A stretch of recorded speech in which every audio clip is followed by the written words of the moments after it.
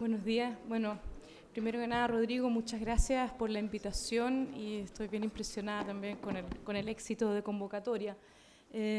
Quería, mientras aparece la presentación, también decir unas palabras que efectivamente este día no había hecho la conexión, es tan relevante de que se esté oficialmente en funcionamiento el Ministerio de Ciencia, porque sin el Ministerio de Ciencia no estaríamos acá, porque sin el Ministerio de Ciencia el presidente no le hubiese dicho al ministro de Ciencia que tenía que involucrarse en la organización de la COP y el ministro no nos hubiese podido convocar a los más de 500 científicos que están involucrados en aportar. Y ayer lo mencionaba, a mí me hubiesen preguntado hace 8 meses atrás o 9 meses atrás cuánta gente en Chile trabajaba en cambio climático, yo diría, no sé, pues seremos unos 20, 30, no, un poco más, 100 quizás. Jamás hubiese pensado de que en realidad éramos tantos. Así que ha sido una experiencia muy gratificante y una casualidad también de que se haya dado esta sinergia. Lo que quiero presentarles, esto no sé si lo conocen bien, pero simplemente para darles el contexto, lo que acabo de decir, hay 3 ministerios, que están organizando la COP, y el Ministerio de Ciencia convoca a este comité científico y me pide a mí coordinarlo y a su vez nosotros tenemos 7 mesas de trabajo, que son las 7 áreas, ahora no, en que podemos aportar los científicos en los temas de cambio climático, 2 transversales, que es mitigación y adaptación, y 5 mesas sectoriales, biodiversidad, océano, criósfera, agua y ciudades. Y está aquí Juan Carlos Muñoz a cargo de agua en esta sala.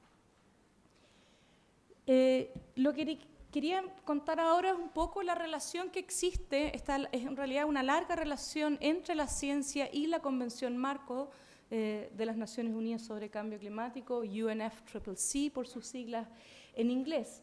Y la verdad de las cosas es que el IPCC lo precede. El IPCC es el Panel Intergubernamental de Cambio Climático, es una institución que es independiente de la Convención. Fue creado en el año 88 y en el año 90 publica su primer informe. El rol del IPCC no es hacer ciencia, ni monitorear el clima, ni hacer observaciones, ni hacer simulaciones, sino que es evaluar la evidencia científica. Está dividido en 3 grupos de trabajo, si bien del siglo pasado, la evidencia del sistema físico, la evidencia en adaptación y vulnerabilidad y la evidencia en mitigación. Y es después de que se publica, el primer informe que se crea la Convención Marco, así que el IPCC en realidad precede a la Convención Marco. El segundo informe que se publica en el año 95 lleva a la adopción del Protocolo Kioto, el primer instrumento de la Convención Marco. El cuarto informe se lleva el Premio Nobel de la Paz junto a Al Gore y es el quinto informe que se publica entre el año 2013 y 2014 que es instrumental para que se logre el Acuerdo de París. El objetivo de la Convención Marco es estabilizar los gases de efecto invernadero a un nivel que impida la interferencia peligrosa con el sistema climático. Eso es más o menos lo que dice el objetivo 2 de la Convención. Ahora, ¿qué es lo que es interferencia peligrosa con el sistema climático? Estarán todos de acuerdo que es una cosa bien vaga de decir, ¿verdad? ¿Qué es lo que será peligroso? No es hasta como 17 años después que esto se traduce en un límite de temperatura y empezamos a hablar de que lo que queremos lograr como objetivo, lo que es peligroso es que el planeta se caliente más allá de cierto límite. Fíjense que el planeta ya lo voy a mostrar, me voy a quedar callado, lo voy a mostrar. Y entonces viene la COP, y entonces estas partes se juntan todos los años para ir avanzando en el cumplimiento de ese objetivo original. Y el 2015, en la COP 21, ocurre algo muy histórico y es que después de muchos años de esfuerzo se logra la firma universal del Acuerdo de París, que es un hito en muchos aspectos. Y aparece ahora descrito que vamos a mantener entonces las temperaturas muy por debajo de los 2 grados y vamos a hacer esfuerzos por limitarlo a 1,5 grados. Así que esta discusión de 1,5 grados, 2 grados, aparece en el Acuerdo de París. El Acuerdo de París se firma el 2015, pero recién entra en vigor el 2020. O sea, el sistema se da un tiempo de 5 años para pensar en la implementación del Acuerdo de París, y eso es en lo que han estado los países que se juntan todos los años. Como ven, es un proceso bien lento, y la COP25 es la última COP en la cual se pueden todavía definir estos temas de implementación. El otro hito que fue muy importante, este año fue lo que acaba de ocurrir la semana pasada, la Cumbre de Acción Climática de las Naciones Unidas, donde estuvo Gonzalo, estuve yo también. Quizás podemos comentarlo, no sé si hay tiempo, pero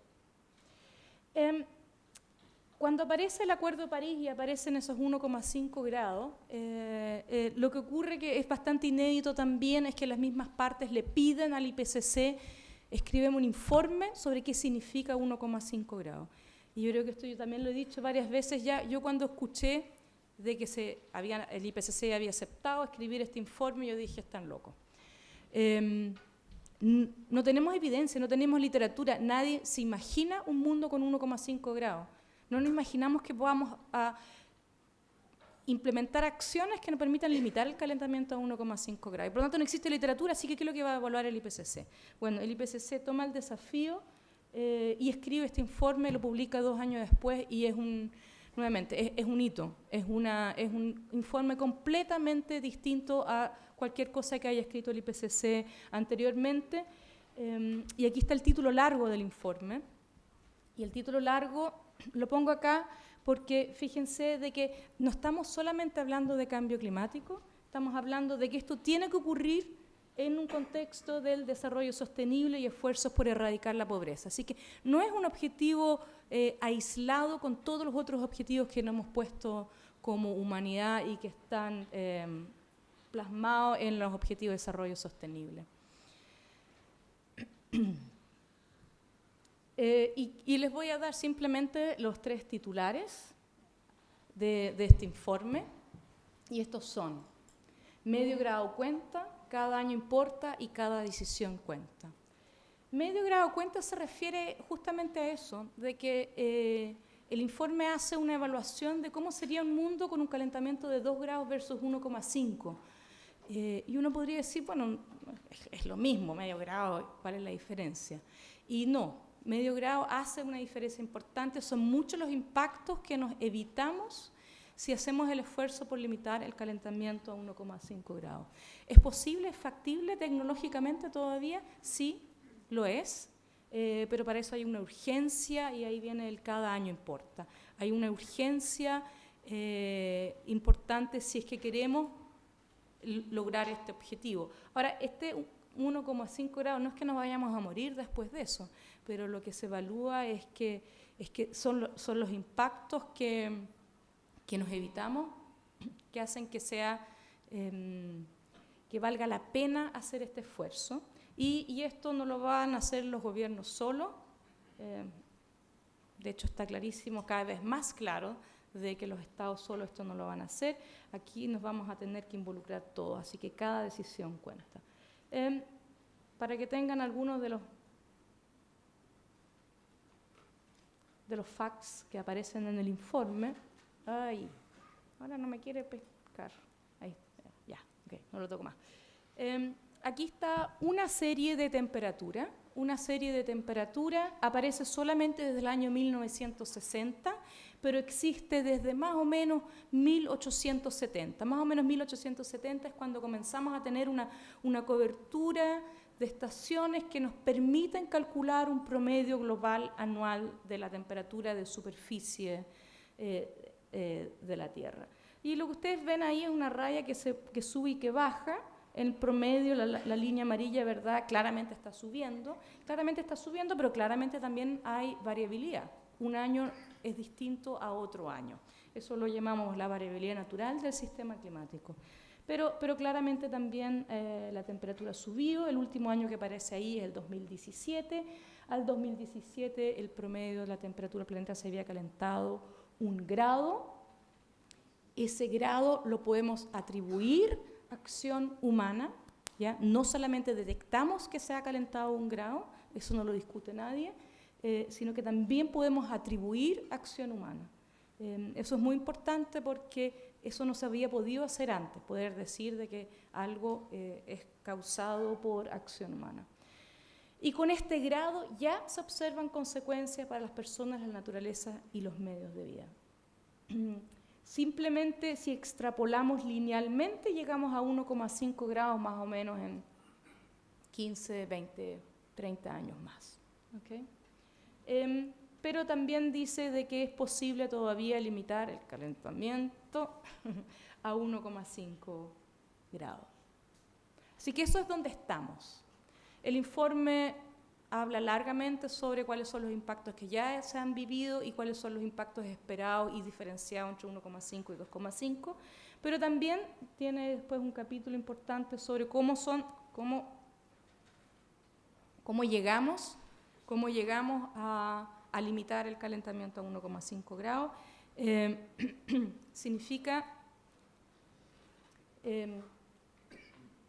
en las modelaciones futuras, la única manera de lograr limitar el calentamiento a 1,5 grados es que las emisiones al 2030 caigan en un 45%. ¿Ya? Eso era en 12 años más cuando se publicó el informe. Es en 11 años más, poco menos de 11 años más, pronto ya van a ser 10 años solamente. Así que se fijan de que de verdad que estamos hablando, no estamos hablando del futuro ni siquiera como de nuestros hijos, o sea, en 10 años más todos acá vamos a estar trabajando todavía. Si quisiéramos limitar el calentamiento a 2 grados, bueno, esa disminución tendría que ser un 25%, pero fíjense que 2 grados nos da un poco más de tiempo, nos da un poco más de holgura, pero igual tenemos que llegar a la carbono neutralidad al año 2050 y con 2 grados lo podemos limitar, lo podemos atrasar un poco a los 2070. Y no me quiere...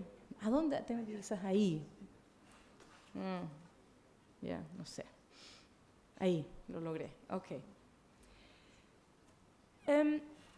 La buena noticia...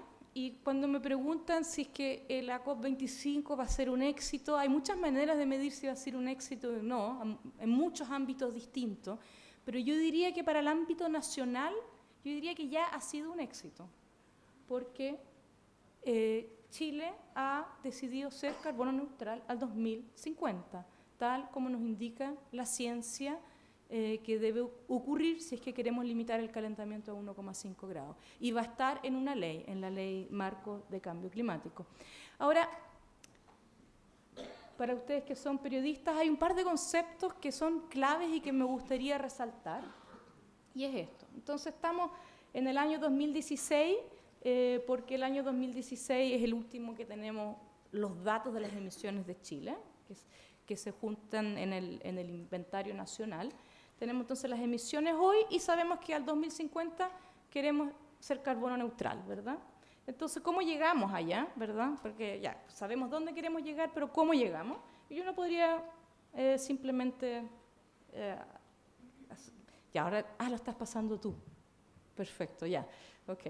Perfecto. Ya. Pero entonces yo te indico porque tiene una narrativa importante que yo tengo que darle... Estoy aprendiendo.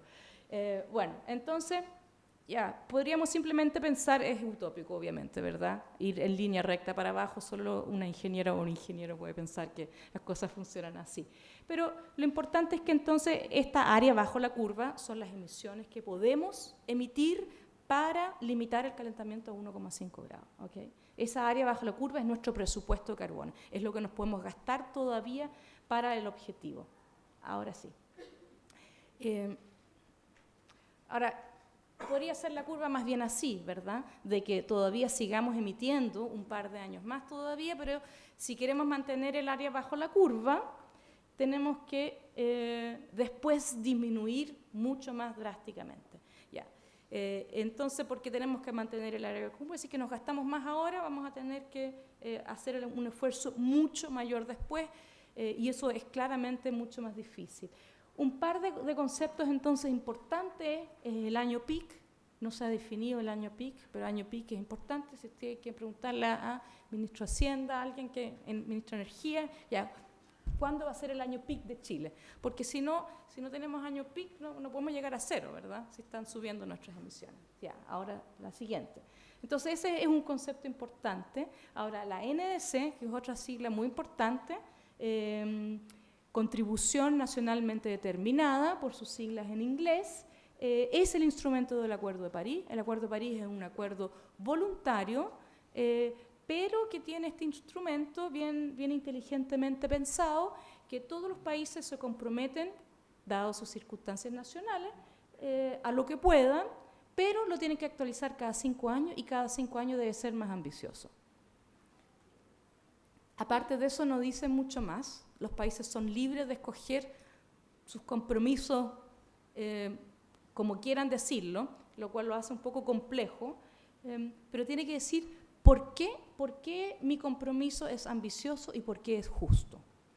Ok, entonces, y nos compromete solamente al año 2030. Entonces, año peak es importante y las emisiones al 2030 es importante. Nadie me va a creer que yo voy a llegar a cero si al año 2030 todavía estoy aumentando mis emisiones, ¿verdad? Siguiente. Creo que eso era, ya, sí.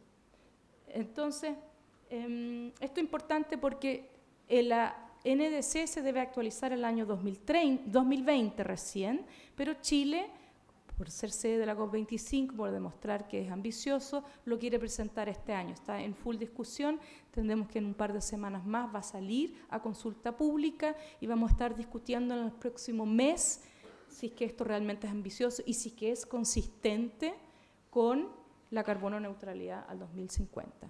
Debe ser consistente para creerlo. Debemos incluir un presupuesto carbono, un año pico, una meta al 2030 y debe haber una acción conjunta entre las emisiones.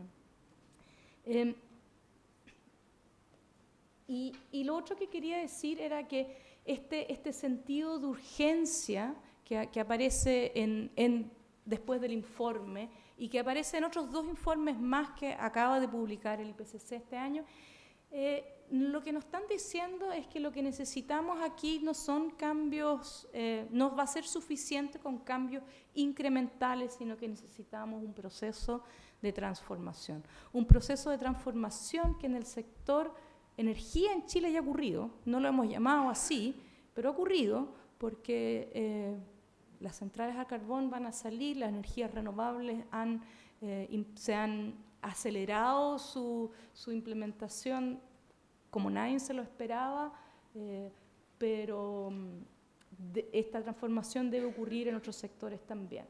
La siguiente.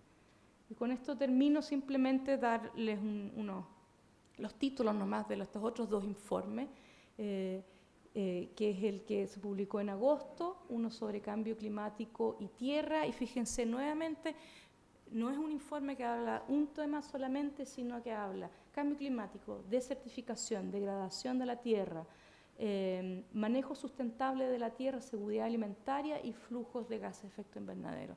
Un montón de temas interconectados. Siguiente. Y por último, el informe que se publicó recién la semana pasada sobre el océano y la criósfera en un clima cambiante. Lo que le ocurre al océano y la criósfera es irreversible para el sistema climático y por lo tanto son como nuestras centinelas de anuncios de qué es lo que le estamos haciendo al planeta. Y con eso termino. Gracias.